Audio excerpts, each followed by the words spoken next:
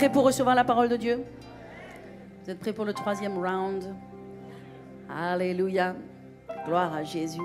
J'ai la joie et le privilège de vous apporter la sainte parole de Dieu ce matin. Et oui, parce que la parole de Dieu, c'est pas juste la parole de Dieu, c'est la sainte parole de Dieu. C'est la sainte Bible.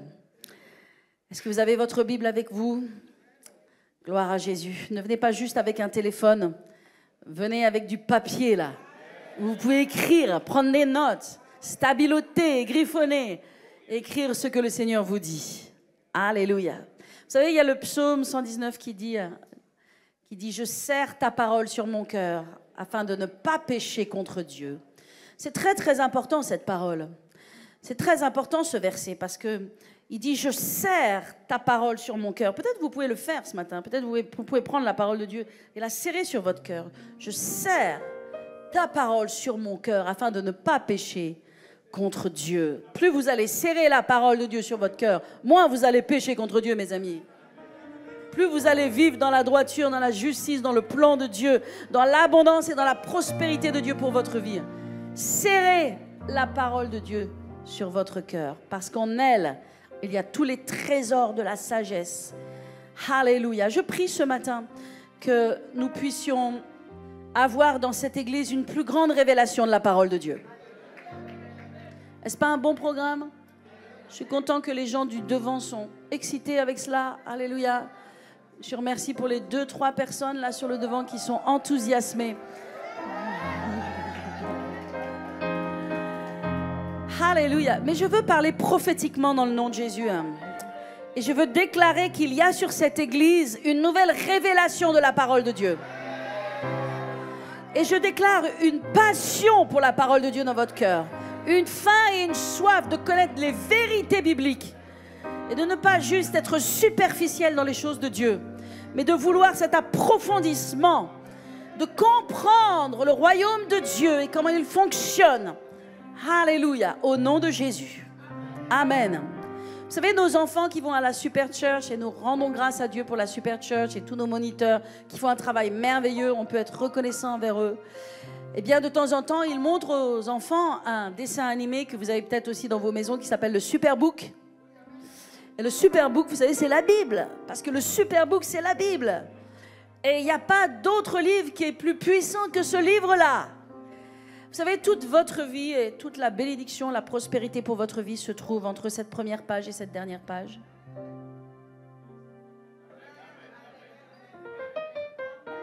Est-ce que vous avez conscience que la prospérité pour votre vie se trouve entre cette première page et cette dernière page? Est-ce que vous avez conscience que la conduite de Dieu pour votre vie, votre destinée, se trouve entre cette première page et cette dernière page? Jusqu'à votre destinée éternelle d'aller jusqu'au ciel, tout se trouve entre cette première page et cette dernière page.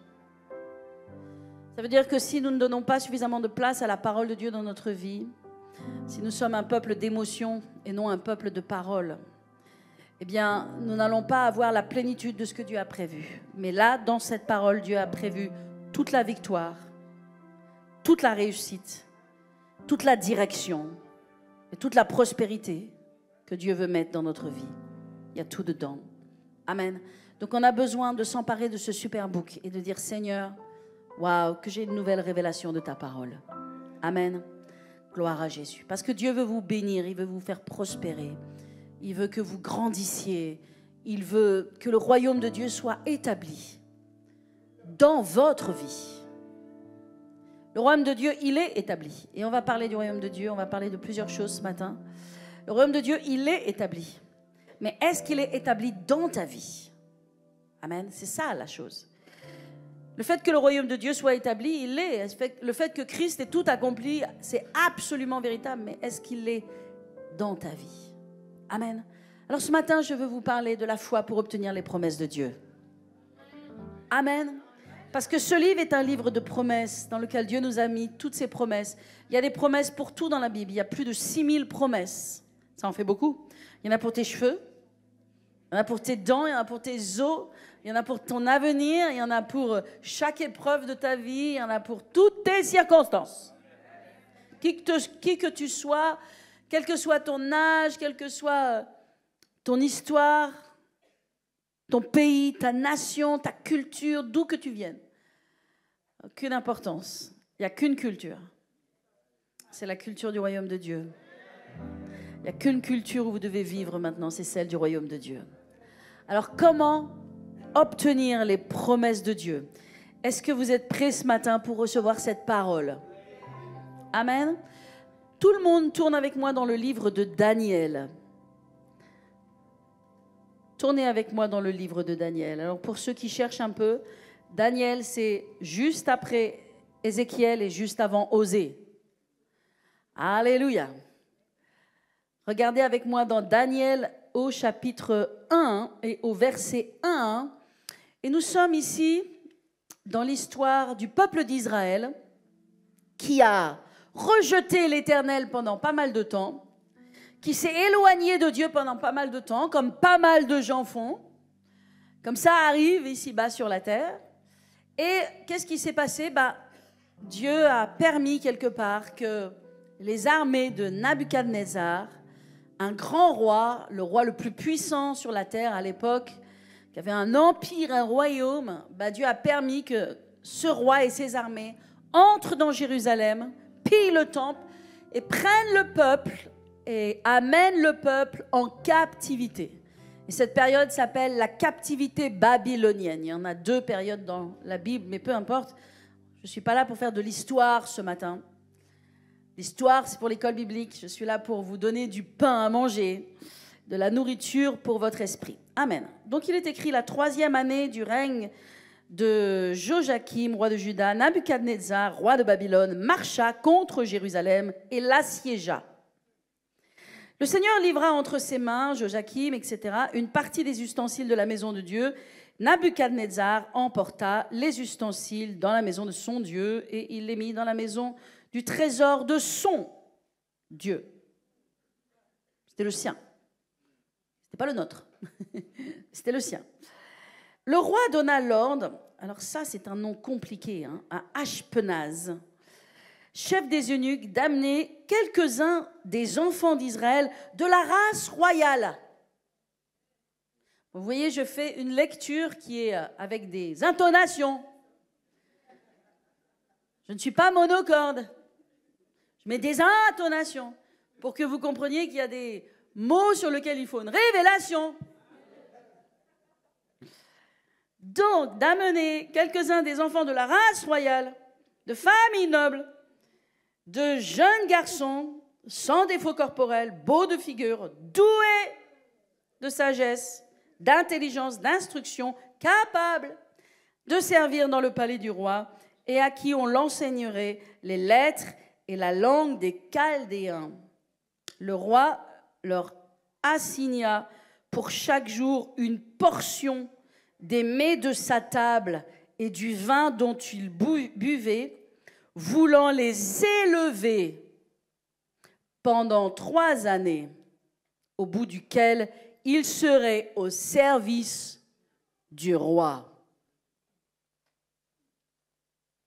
Je veux que vous pensiez ce matin. L'ennemi cherche les gens les plus capables, les meilleures personnes, les meilleurs de ceux que Dieu a créés, qui sont vous et moi, n'est-ce pas? Il veut les mettre à son service. Et dans cette guerre qui s'est passée, Nabuchodonosor, il a demandé les princes de la race d'Israël, ceux de la famille royale, ceux de race royale. Mes amis, nous sommes de race royale. Parce que nous appartenons au roi des rois, au Seigneur des seigneurs. Et il a voulu que ces personnes soient à son service. Sauf que pour qu'ils soient à son service, il fallait qu'ils apprennent leur culture. Il fallait qu'ils apprennent à parler le chaldéen. Il fallait qu'ils mangent de leur mets. Il fallait qu'ils boivent de leur vin. Mais il y a eu 3 hommes, 4 en fait. L'un s'appelle Daniel, l'autre Shadrach, Meshach et Abednego. Et la Bible nous dit à leur sujet, au verset 8, que Daniel résolu de ne pas se souiller par les mets du roi et par le vin dont le roi buvait, et il pria les chefs des eunuques de ne pas l'obliger à se souiller. Daniel, il était dans le royaume de Babylone, mais il n'était pas du royaume de Babylone. Daniel avait bien conscience qu'il appartenait à un autre royaume et que le royaume auquel il appartenait est un royaume supérieur. Le royaume auquel nous appartenons est un royaume supérieur. Et tout le livre de Daniel est un livre sur les royaumes. C'est un livre qui va parler du début jusqu'à la fin des royaumes. Et nous avons des hommes qui sont plongés dans une culture différente et qui, normalement, pour s'assimiler, normalement, pour pouvoir briller dans cette culture, il faut qu'ils embrassent cette culture, qu'ils deviennent comme cette culture. Mais eux avaient un autre royaume à l'intérieur d'eux. Et pas question de ployer le genou devant cette culture quand on a ce royaume. Et j'aimerais vous dire, peuple de Dieu, que nous ne sommes pas de ce monde, mais nous sommes dans ce monde. Mais Dieu a mis un royaume à l'intérieur de nous. Et aussi longtemps que nous n'allons pas vivre pour Dieu, de la façon dont nous devrions vivre pour Dieu, le royaume qui est à l'intérieur de nous ne peut pas briller comme il doit briller. Alors, Daniel, il a eu la sagesse. La Bible nous dit qu'il a résolu. Vous savez, j'aime ce mot résolu parce que moi-même, je suis quelqu'un de déterminé. Je vous ai dit que quand j'ai donné ma vie à Jésus et j'ai reconsacré ma vie à Jésus à 20 ans, que Dieu m'a appelé à le servir à l'âge de 20 ans, la seule chose que j'ai demandé à Dieu, je n'avais même pas vraiment une connaissance de la prière de Salomon ou de toutes ces choses, j'ai dit, Seigneur, s'il y a une chose que tu dois me donner, donne-moi un esprit de détermination, de sorte que je ne cours pas ma course comme beaucoup courent leur course à la moitié et puis explosent en plein vol. Donne-moi un esprit de détermination. Donc quand je lis à propos de Daniel, je comprends ce qu'il dit. Je comprends ce que la parole de Dieu dit. Parce que la Bible nous dit qu'il résolut. Et moi, j'aimerais savoir, peuple de Dieu, si vous êtes résolu ce matin, si vous êtes déterminé ce matin à vivre pour Dieu, à suivre Dieu, à obéir à Dieu, à marcher avec Dieu. Est-ce que je parle à quelqu'un? Et où dans le fond là-bas? Est-ce que je parle à quelqu'un? Asseyez-vous bien droit sur votre chaise et ouvrez grand vos oreilles. Et dites, c'est pour moi ce matin, Dieu a quelque chose à me donner. Je ne suis pas en train de prêcher là de la soupe. Je suis en train de prêcher pour que vous mangiez quelque chose, pour que des circonstances de votre vie changent. Pour que vous voyez la gloire de Dieu dans les circonstances de votre vie. Alors il nous a dit qu'il a résolu. Et le mot résolu dans l'hébreu, parce que si on est dans l'Ancien Testament, ça veut dire il a fixé. Il a fixé et il a déterminé. Daniel était déterminé. Il a fixé de ne pas se souiller. Et le mot souiller dans l'hébreu, c'est le mot gal, qui veut dire de ne pas se polluer. Polluer. Tout le monde répète le mot polluer.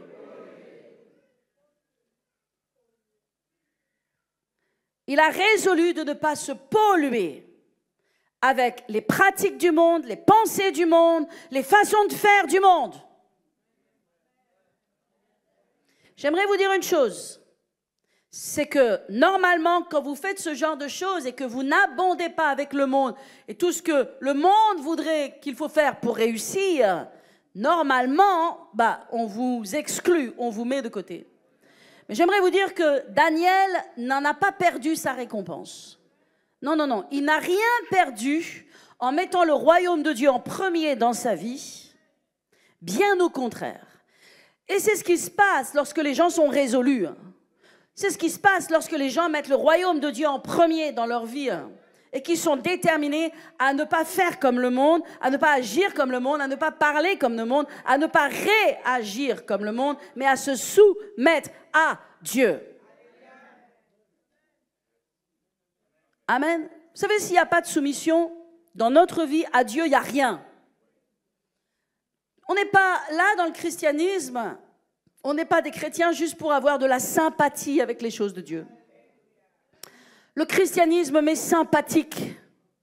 Dieu m'est sympathique. La parole de Dieu m'est sympathique. Nous ne sommes pas là pour avoir de la sympathie et bien aimer, bien apprécier. On est là pour comprendre la parole de Dieu et se dire « Waouh, ça c'est la parole de Dieu, c'est ce que Dieu veut. » Eh bien, ce n'est pas un problème pour moi de m'y soumettre, de obéir à la parole de Dieu parce que je veux plaire à Dieu et que Dieu est ma récompense. Et quand vous faites ça, vous ne perdrez jamais justement votre récompense.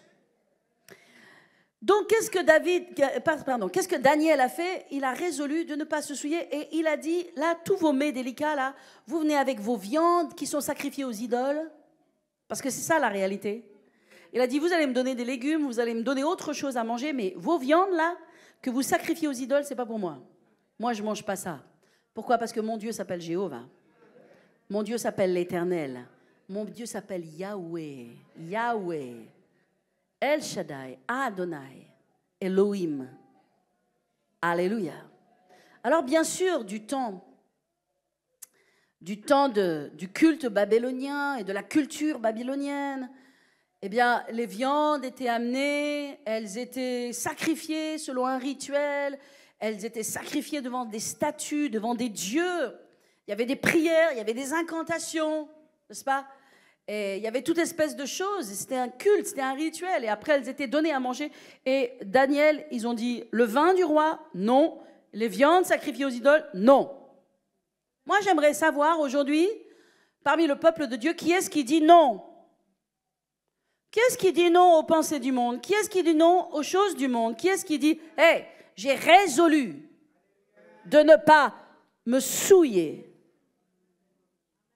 de ne pas me polluer.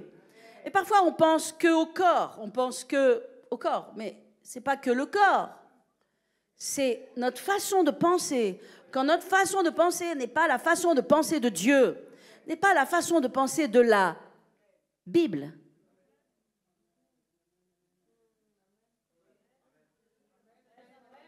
Lorsque nous laissons nos émotions, nous laissons les choses nous attraper et partir dans une certaine direction et parler d'une certaine façon. Et ça n'a rien à voir avec la parole de Dieu. Ça n'a rien à voir avec ce que Dieu attend de moi. Parce que si je veux savoir ce que Dieu attend de moi, c'est dans sa parole. Amen. Je vais te dire, si tu suis l'esprit du monde ou si tu laisses l'esprit du monde dans ta vie prospérer, tu iras nulle part. Point barre. L'esprit du monde n'est pas un esprit de prospérité. Tu n'iras nulle part. Il y aura l'échec au bout de ta route. Parce que Satan n'a pas prévu la réussite pour ta vie. Il a prévu l'échec parce qu'il est un échec et qu'il amènera tout le monde avec lui dans l'échec. Et à moins que tu décides et que tu détermines, sache que l'esprit du monde, même le peu de l'esprit du monde, parce qu'un peu de levain fait lever toute la pâte, même un peu de l'esprit du monde que tu gardes à l'intérieur de toi, tu iras nulle part. Mais l'esprit de Dieu, si tu cultives l'esprit de Dieu, tu entendras le Saint-Esprit. Amen. Et tu auras un avenir. Dieu a déjà prévu ton avenir. Il y a déjà une destinée sur ta vie. Il n'y aura pas de difficulté pour toi d'entrer dans ton avenir et d'entrer dans ta destinée. Est-ce que je parle à quelqu'un ce matin? Alors, suite à cela, vous devez comprendre que la Bible nous dit que Daniel, il est devenu plus fort que les autres. Et j'aimerais vous lire à partir du verset 15. Au bout de 10 jours, donc ils ont rejeté ce qu'on leur proposait, ils avaient meilleur visage et plus d'embonpoint que tous les autres jeunes gens qui mangeaient les mets du roi. Et l'intendant emportait des mets et le vin qui leur était destiné et il leur donnait des légumes. Dieu accorda à ces 4 jeunes gens de la sagesse, de l'intelligence dans toutes les lettres, et Daniel expliquait toutes les visions et tous les songes. Waouh! Donc le fait de ne pas avoir l'esprit du monde et de ne pas collaborer avec l'esprit du monde, non seulement ces gens, ils avaient la sagesse, ils avaient de l'intelligence, mais en plus ils avaient du discernement. Ils étaient capables de comprendre les songes, ils étaient capables de discerner. En d'autres termes, ils marchaient par l'esprit et non par la chair. Il marchait selon l'Esprit de Dieu et les situations, il les comprenait. Parce qu'il les comprenait parce que leur œil spirituel était ouvert, n'était pas endormi par la chair, par les viandes, par le vin, par la culture, par la paresse, par les choses de ce monde. Si vous voulez que votre œil spirituel soit ouvert, il va falloir être résolu à rejeter certaines choses et accueillir le royaume de Dieu à l'intérieur de vous. Mais mes amis, sans avoir l'œil spirituel, nous pouvons venir ici, dire Amen, Alléluia, être dans la présence de Dieu et dire nous sommes des chrétiens, mais nous avons peu d'armes. Nos armes sont émoussées. Nos armes sont sans puissance parce qu'il nous manque quelque chose au quotidien. C'est cette marche avec Dieu. C'est le fait de rejeter certaines choses pour adopter d'autres choses. La nature a horreur du vide. Si vous rejetez certaines choses, c'est pour recevoir d'autres choses. Mais si vous ne rejetez pas certaines choses, au bout d'un moment, quand le vase est plein, le vase est plein. Il faut rejeter des choses de ce monde pour accueillir les choses de Dieu. Si ton temps est donné aux réseaux sociaux, si ton temps est donné à la télévision, si ton temps est donné aux sorties, si ton temps est donné aux balades familiales, si ton temps est donné à toutes ces choses, eh ben, il n'y a juste pas de temps pour Dieu. Et s'il n'y a pas de temps pour Dieu, il n'y aura pas de sagesse, il n'y aura pas de discernement, il n'y aura pas d'intelligence, il n'y aura pas de supériorité dans ta vie. Si tu as le temps, et nous avons le temps pour les réseaux sociaux, pourquoi est-ce que nous n'avons pas le temps pour lire la Bible? Parce que si tu n'as pas le temps pour lire la Bible, mais que tu as le temps pour les réseaux sociaux, tu n'auras jamais, jamais l'autorité et la puissance dont tu as besoin. Amen. Regardez ce qui est arrivé à Daniel. La Bible nous dit que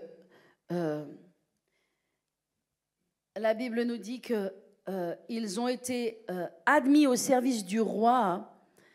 Et verset 20, sur tous les objets qui réclamaient de la sagesse, de l'intelligence, et sur lesquels le roi les interrogeait, il les trouvait 10 fois supérieurs à tous les magiciens, les astrologues qui étaient dans son royaume. Amen. Et il nous est dit un peu plus loin que le roi leur donna l'administration de la province de Babylone. Wouh! Pour des gens qui viennent de l'extérieur, qui sont des étrangers, c'est pas mal quand même. Hein? Le roi leur confia l'administration de la province de Babylone. Un peu plus tard, il est écrit que le roi fit prospérer Shadrach, Meshach et Abednego dans la province de Babylone. Et un peu plus loin, il est écrit que Daniel prospéra sous le règne de Darius. Vous savez ce qu'ils sont allés de prospérité en prospérité. Il y a eu des difficultés, il y a eu des épreuves, il y a eu des guerres, il y a eu des royaumes qui ont été bouleversés et changés. Mais vous savez, lorsque tu es résolument en Dieu, lorsque tu es fixé en Dieu, tu vas passer au travers toutes des épreuves. Et qu'est-ce que Dieu va faire? Il va continuellement te faire prospérer. Et moi, je déclare que nous prospérons dans le nom de Jésus et que l'Église de Jésus-Christ va de gloire en gloire et de victoire en victoire. Alléluia. Amen. Alors, au chapitre 2, il se passe quelque chose. Ce roi exceptionnel, qui est un grand empire, c'est historique, hein, ça fait partie de l'histoire du monde. Hein. Tout le monde connaît l'empire babylonien. Vous allez au Louvre, vous voyez les vestiges de l'empire babylonien. Et donc, ce roi exceptionnel, ce roi historique, a un songe. Ça veut dire qu'il a un rêve, qui n'est juste pas un rêve parce qu'il a trop mangé de pizza la veille. C'est un rêve qui le marque tellement, mais il a un songe. Mais ce songe lui est donné, ce songe lui est enlevé. Donc il reçoit ce songe, il sait le matin quand il se lève, il a eu un songe, mais il n'y a plus le songe. Alors comme il est le roi, il a des astrologues, il a des magiciens. Bien sûr, nous sommes dans une cour païenne. Et il met sa confiance dans des magiciens, dans des astrologues, il les fait venir. Et comme Daniel fait partie des sages du royaume, donc il interroge ces magiciens et ces astrologues et leur dit, voilà, j'ai eu un songe et je ne me souviens plus de ce songe. Et vous, vous êtes des astrologues et des magiciens, rappelez-moi le songe. Tous les magiciens et les astrologues disent, roi, au roi, nous voulons bien chercher le songe. Alors ils commencent, ils font leur magie, ils essaient leurs choses, leurs incantations, ils essaient d'avoir. Et ils reviennent, ils disent, mais roi, il n'y a que Dieu qui peut vous dire quel est le songe que nous avons. Nous sommes des magiciens, nous n'avons pas le pouvoir de savoir quel songe vous avez eu. Oh, il est tellement en colère, le roi. Il dit, non, mais à quoi vous me servez, bande de bons à rien? Grosso modo, c'est ça.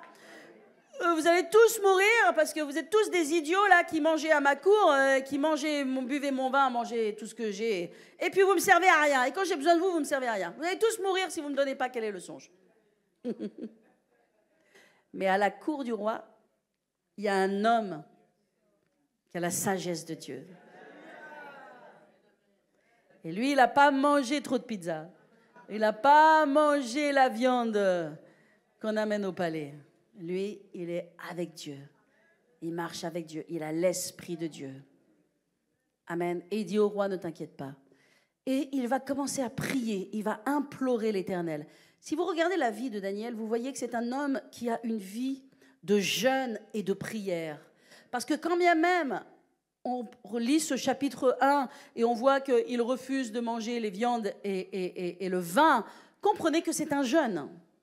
Comprenez qu'il n'est pas en train de nourrir sa chair et qu'il ne permet pas à sa chair d'avoir tout ce qu'elle veut. Mais il coupe des choses de sa chair et finalement, même si ça ne semble pas un jeûne, c'est une vie de jeûne et de prière. Il vit une vie de jeûne et de prière. Et j'aimerais vous dire, peuple de Dieu, nous devons vivre une vie de jeûne et de prière. Et c'est vrai que bien souvent, personnellement, je ne me sens pas l'onction du jeûne. Parce que j'aime manger. Mais néanmoins, chacun d'entre nous, nous aimons ou manger ou d'autres activités ou d'autres choses ou les réseaux sociaux ou quelles que soient les choses. Mais écoute-moi bien, écoute-moi bien. Écoute-moi bien ce matin. En tant qu'enfants de Dieu sur cette terre, nous devons vivre une vie de jeûne et de prière. Vous savez, le jeûne et la prière, que ce soit le jeûne de la nourriture ou des réseaux sociaux ou d'autres choses, c'est juste un peu douloureux au début.